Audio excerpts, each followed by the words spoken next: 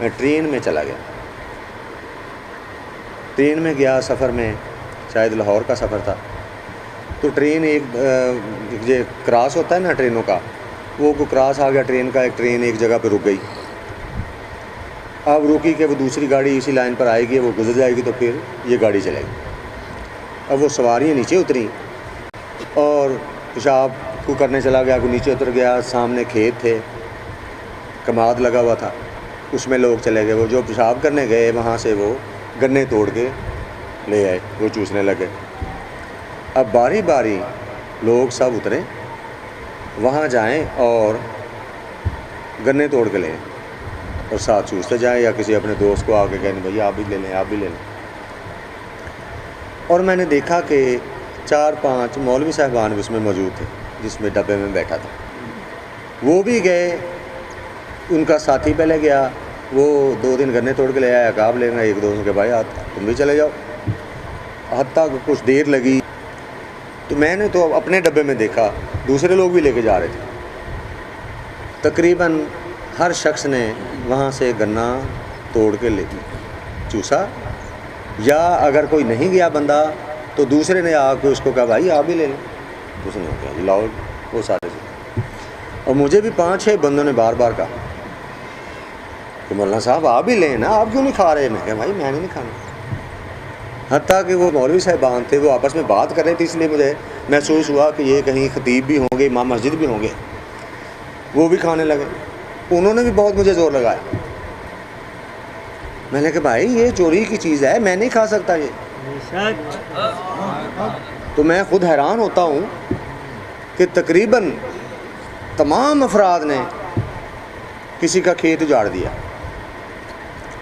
اب یہ ٹرین چلی جائے گی.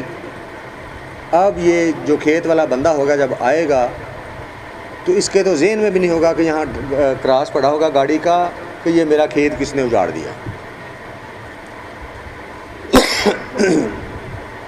اب وہ جس کے ساتھ کوئی دشمنی یا کوئی تھوڑی بہت چبھن ہوگی، کوئی حسد بغض ہوگا، وہ اس کا نام لگائے گا. فتنہ شروع ہو گیا. تو اب وہ یہاں لڑائیاں پڑیں گی، پنچایت بیٹھے گی، کیا کچھ ہوگا، یا کوئی غصے میں ایک دوسرے کو مار دے گا، یا کسی کو دوسرا کہ شاید اس نے نقصان پہنچایا ہوگا. تو میں یہ غور کرتا رہا کہ اس وجہ سے اس بندے کی تیار فصل، یہ کھیت کتنا تباہ ہو گیا. دوسرا اس کے بعد جو فتنہ فساد اٹھے گا اس کے بعد کیا حالات ہوں گے. اور یہ سوچنے والی بات کہ ہم لوگوں میں یہ شعور بالکل ختم ہو گیا کہ چوری جس کی بھی مرضی کر لو. چوری کس چیز کی؟ یا کسی بھی چیز کی، چاہے آپ کسی کا پینسل چرا لیں پھر بھی وہ چوری ہے.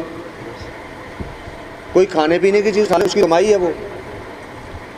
تو میں نے بندوں سے کہا بھائی، میں نے کہا آپ مجھے بار بار زور لگا رہے ہیں. میں نے پھر صاحب بات کی، میں نے کہا بھائی صاحب یہ چوری کا مال ہے. چوری کے مال میں آپ خود تو کھا رہے ہیں. آپ افسوس کی بات ہے آپ مجھے بار بار صلہ مار رہے ہیں کتنے بندے. تو پھر وہ تو کہنے کہ بھائی مولوی نہیں کھانا تو نہ کھاوے بھائی، مزے لے کے کھاتے رہے. اب جتنے اس میں آدمی تھے اس سے کئی گنا زیادہ گنے تو ایک ڈبے میں توڑے گئے. 7 ڈبے والوں نے توڑے تو اس کا کھیت جو نظر آ رہا تھا ایسے وہ کافی اجڑ چکا تھا، کیونکہ اتنی تعداد میں لوگوں نے گنے وہاں سے توڑے اور کھائے. تو غور کرنے کی یہ بات ہے کہ بہت سے ایسے گناہ جن کو ہم آج گناہ سمجھ ہی نہیں رہے کہ یہ گناہ کی بات ہے. گناہ کی بات تو یہ سمجھتے ہیں کہ شاید بہت غلیظ ترین کام کر لیتے ہیں تو پھر گناہ ہوتا ہے، یا ہم شاید ڈکیتی وغیرہ کریں گے یا چوری کسی کا زیادہ مال ہڑپ کریں گے تو پھر شاید چوری ڈکیتی ہے. اگر تھوڑا تھوڑا مال چراتے رہو یا کھا پی لو جو مرضی کسی کا اٹھا لو وہ کوئی چوری نہیں. تو پھر ہم کیسے یہ سمجھ لیں کہ ہمیں یہ عطائیں کیوں نہیں ہوتی، یہ وظائف کرتے ہیں تو اثر کیوں نہیں ہوتا؟ کیونکہ ہمارے اندر نجاست ہو گئی. ہم اپنے آپ کو درست کرنے کی حالت کر رہے ہیں لیکن پھر بھی ہم اس بات کو غلط سمجھ ہی نہیں رہے. تو درست کیسے کریں گے، اصلاح کیسے ہوگی؟ تو حالت یہ تنزلی مسلمانوں کو کیوں ہے؟ مسلمان ہو، اللہ رسول پر عقیدہ رکھتا ہو، اس کے صحابہ کی تقلید، ان کی زندگیاں ہمارے سامنے ہیں، ہم ہر وقت سنتے ہیں. ہمارے سامنے تو کوئی ہیرے جواہرات پڑے ہوں سامنے، تو ہمیں للچائی نظروں سے ادھر نہیں دیکھنا چاہیے بھی ہوں گے بھائی کسی کو، مجھے تو ہے ہی، مجھے تو ہے ہی، کیونکہ میرے لیے حرام ہے. یہ چھوٹی مثال اس لیے دی تھی کہ ہم وہ لوگوں نے گناہ نہیں سمجھا. تو میں حیران ہوتا رہا کہ یار یہ اتنے لوگ ہیں، یہ سب کوئی ٹیچر ہیں، کوئی امام مسجد ہیں، خطیب ہیں، یہ بیان تو کرتے ہوں گے وہاں سپیکروں پہ، لیکن یہ خود حرام کا مال کھا رہے ہیں، ادھر سے اکھیڑ رہے ہیں اور یہ گنے اٹھا اٹھا کے فصل اجاڑ کے چوری کا مال کھا رہے ہیں. تو یہ حرام کا مال ادھر جائے گا تو پھر وہ کام، حرام کی رغبت ان کے وجود میں آ جاتی ہے. روح کو زندہ کریں آپ اللہ کا ذکر سے، تو روح کو مردہ کرنے والی باتیں پھر ہم اس پہ ڈالتے رہیں. 1 گھنٹہ اگر فرض کرو، وہ بہت خوش قسمت ہے لوگ، تو وقت نہیں ہے کسی کے پاس. اگر کوئی کچھ عرصہ یا چند لمحے کوئی نکال لیتے ہیں ہم اللہ رسول کی رضا کے لیے محبت میں، تو باقی سارا دن جو ہے وہ ہم روح کو مردہ اور جسم کو مردہ کرنے والی اس میں ڈالتے رہیں، غلاظت ڈالتے رہیں گے، تو ہم پھر کتنا ٹائم لگے گا. ٹھیک ہے ہم اس حال کو ہیں کہ ہم اپنا علاج نہیں کر سکتے، ہمارا علاج صرف نظر ہی ہے، یہ بات بھی حقیقت ہے.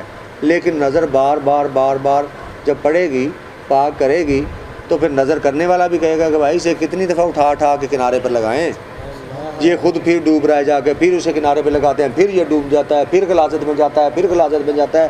کیا کریں گے؟ تو اس کا ہم فائدہ نہیں اٹھا رہے. تو اللہ تعالیٰ ہمیں ایمان پر اور حرام و حلال کی تمیز جو ہے اس پہ ہم نے قائم رہنا ہے، اس پہ استقامت اللہ تعالیٰ فرمائے. اور یہی وہ انقلاب ہے کہ اپنے میں، اپنے گھروں میں جہاں تک ہو سکے ان چیزوں کو کنٹرول کریں.